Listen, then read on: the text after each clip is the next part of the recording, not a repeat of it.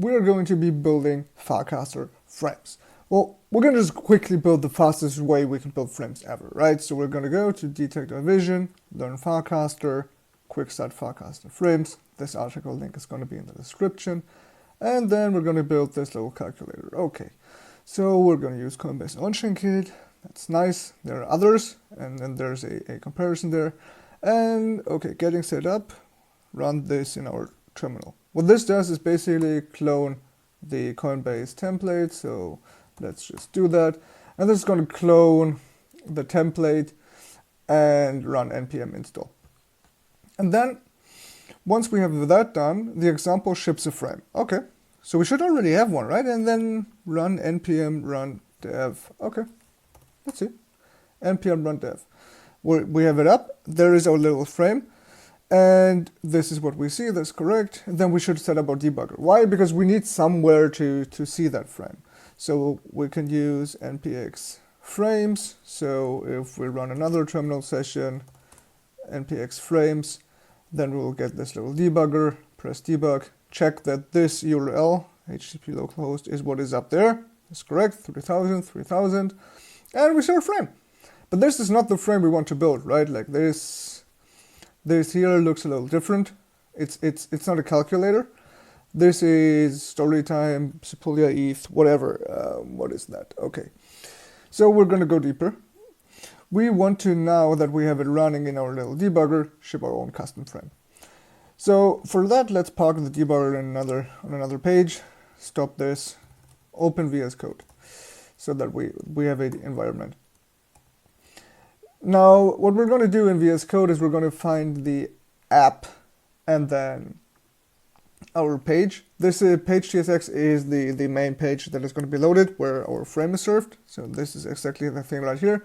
And as you can see on this side, there's our frame. Frame metadata, button, story time. This is exactly what we see here. Story time, the send base Sepulia ETH, and we don't want that. What we want to do is we want to go down and customize that. So we want our own buttons. So we want this plus and this minus. Why? Because what ends up happening is that we want our calculator to be able to add and subtract. So we need to set the button label to what we want it to be.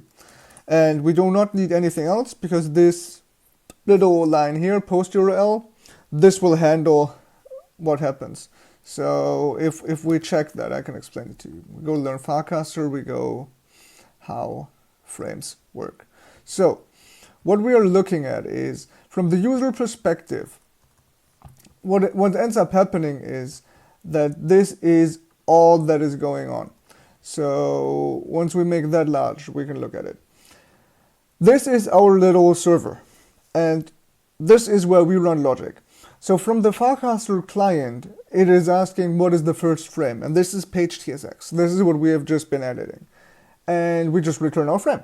So this is what we have defined over here. Like our page TSX says, okay, this is our metadata, this defines our frame, our two buttons, and we just return it.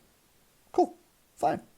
But then this little URL API frame sits here, API frame route TSX, and we can delete the other stuff. No, we do not need you. Go away. No, go away. And this is some other frame stuff. So where does that sit? Oh, well, the user now interacts, right? It clicks plus or minus, maybe has some text entered to our input field, and this is fine. Then our server takes that message and it's like, oh, was this actually a user? Let me verify that this is actually a user. So we take that frame message, send it to a hub, maybe ours, maybe from an API provider, and the hub says yes or no. And based on that, we send an error or return the next frame. So we say, oh yeah, you can press plus minus again, we update the values, right? So here's our new frame, the client shows it, and this is all the user sees. So the user just sees, oh, there should be a frame. Give it to me. The client asks us, we return it, the user sees the new frame. Then the user presses a button, we do what we have just talked about, verify it, run some logic, and display the next frame. Whatever logic we run, we can run anything unless it takes over 5 seconds to return here to the client, because then it's got a timeout. And this is just basically so the user doesn't have to wait forever. And you can make the user just fetch and have a frame that says, oh, get status, and you just press update, get status, whatever, and once you're done, you just show the result to the user. So you can work asynchronously. But this is all that frames do. And in the end, they're just HTML. So all we're going to do, even though we're writing some TypeScript JavaScript, is that is just going to be compiled down to HTML like this. And if you want to read that full, just go check out how do frames work in the documentation if you want to read a little more on the details. But this is what we're going to do. So now that we have our initial frame, we want to change the placeholder text to be insert your number. So we're going to go input, and the text should be insert your number. If you do not want an input field, you can just remove that, right? But we want that in this case. And then it should just post everything that happens. Post URL means this is where it's sent. So it's sent to our server to the API frame route. We only have one. If you wanted the minus button to go somewhere else, you could specify a target, and you could be like, oh yeah, give me whatever, next public URL API frame 2. Right, and then it would send to that frame 2. We do not have that, we do not need that, it should all just go to our API frame, because that is all we have. So now that we have our initial frame, and this is all done, we want to handle the post request. So as we have seen, the server, once a user presses a button, wants to send a post request and return it. And that we need to handle. So we need to know which button is pressed, whether you're doing addition or subtraction, and we need to make sure that the input is actually a number, and then we need to return a new frame. So we already have that file open, so we're good. And then also the check to return a error response is already there. What is missing here, this will not be, the message not valid will not be displayed to the client here, but we're going to display an error message and a message later. This is fine. And what we notice here for verification is we do need a API key. So this is Neinar on-chain, whatever, Neinar on-chain key. I'm not sure if that works. If you do not have one, you can go to neinar.com, get one. Otherwise, on-chain key likely in the future also works with hubs. So check onchainkit.xyz for the documentation there. We're going to just use Neinar. So process.env.neinar API key, and then 2 exclamation points to make sure that if this is not present, we're not even running. So it's not undefined here, so it's definitely defined. And that's what we're going to do. So for that, we also need a environment variable file, and that's going to have our Neinar API key. And I'm going to have one in there. Don't worry, I'm not going to give you mine here. Then in your git ignore, you also want to add your .env, because otherwise this will be in your repository, and you're going to leak your key if you publish this anywhere. Then we want to get the input from the user, which here it says is text, and it's going to be message input, and if that doesn't exist, it's just going to be empty. We do not need state, because we will not make this input per user. So it's not just going to be that every user uses their own calculator. We could do that just by leaving the state how it is here, and then here, instead of saying +1, we do minus or plus, depending on the button, and then our text, which we could turn into a number, but we're not going to do that. We are not going to have any state, so we strip all of that out. We don't need it. What we need is we need a number in, because what we are doing is that we want to have a number as our input, because the user inputs a number to subtract or add, and then we need to try to get that number in and see, oh, is the number that we're inputting, is that really a integer, right? Or is it not? And if it's not, we're just going to print that to the terminal, to the output, but move on. Then this sample also shows us how we can check which button the user has pressed, and we only have 2 buttons. So what we end up happening is this is going to be button 1, and the second one is going to be button 2. This is not 0 indexed, so be careful with that.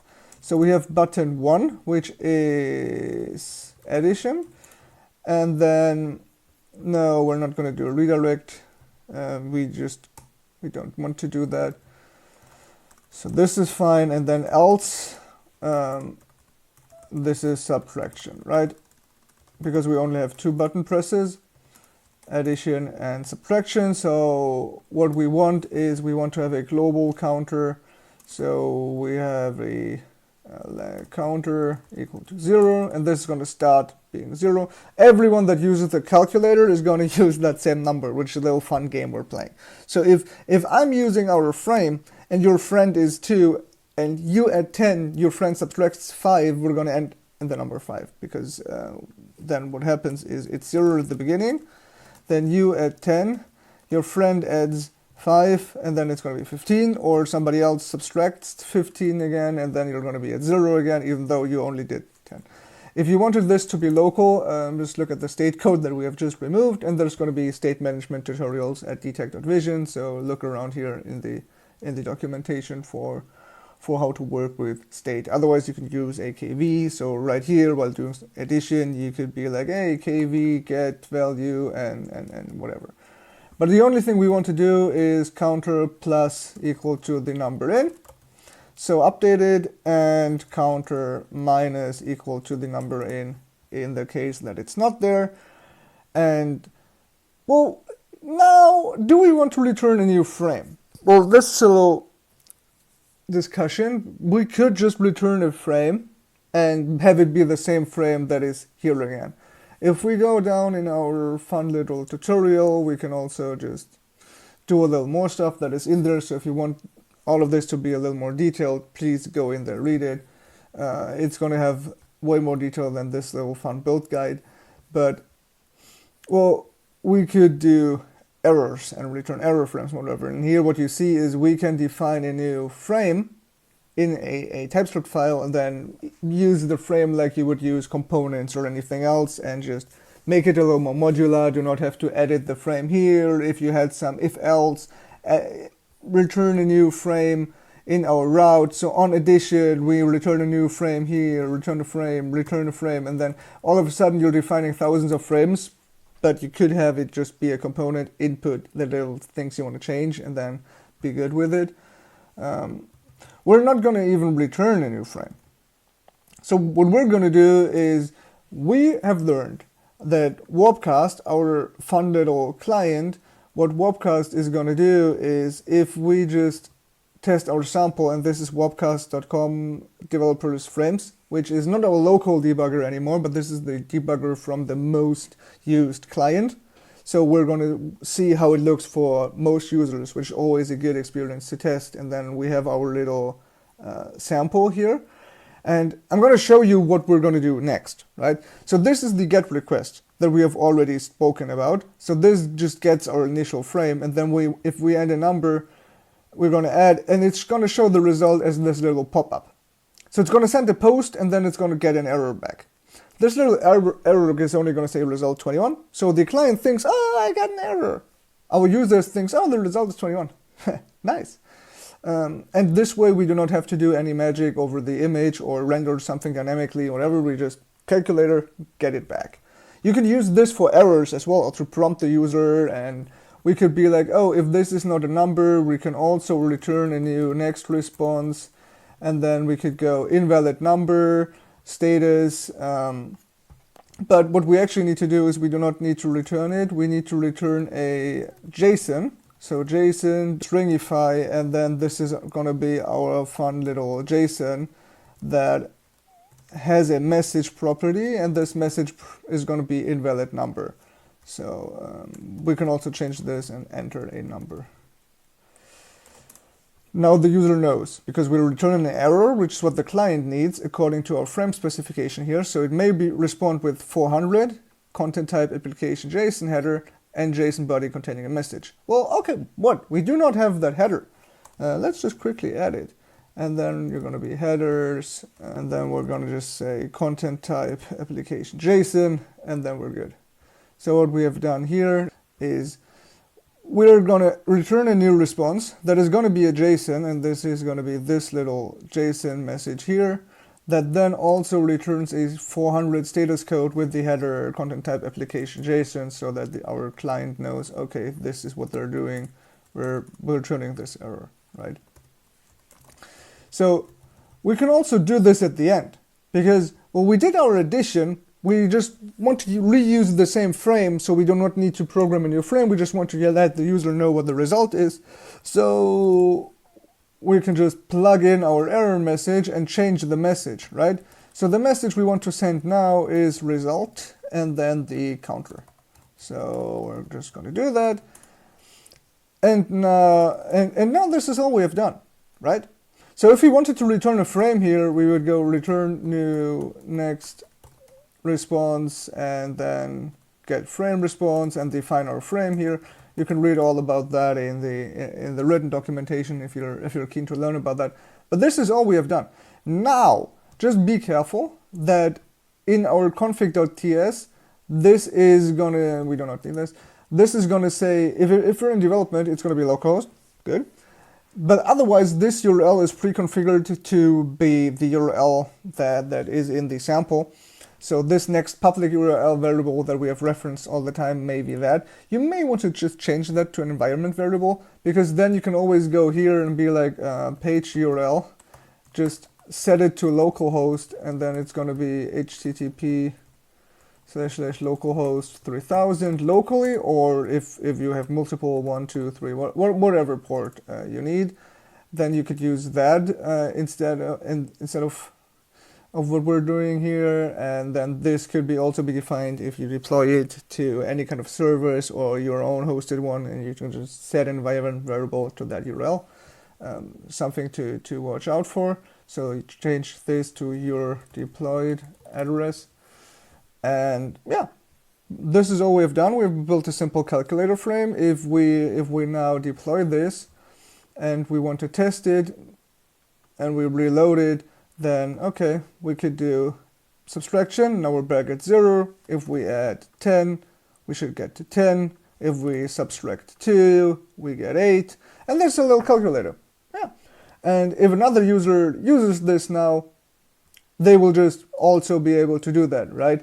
And we have this little fun interactive thing. We built the frame. If you want to learn more, there's a lot more in the Quickstart Farcaster Frames 100. If you want to use different frameworks, there's which frameworks to choose. And if you generally want to learn how Frames works, this is also explained here. All of those 3 links are going to be in the description. If you have any questions, do not hesitate to ask me directly on Warpcast or anywhere else. And have a good one.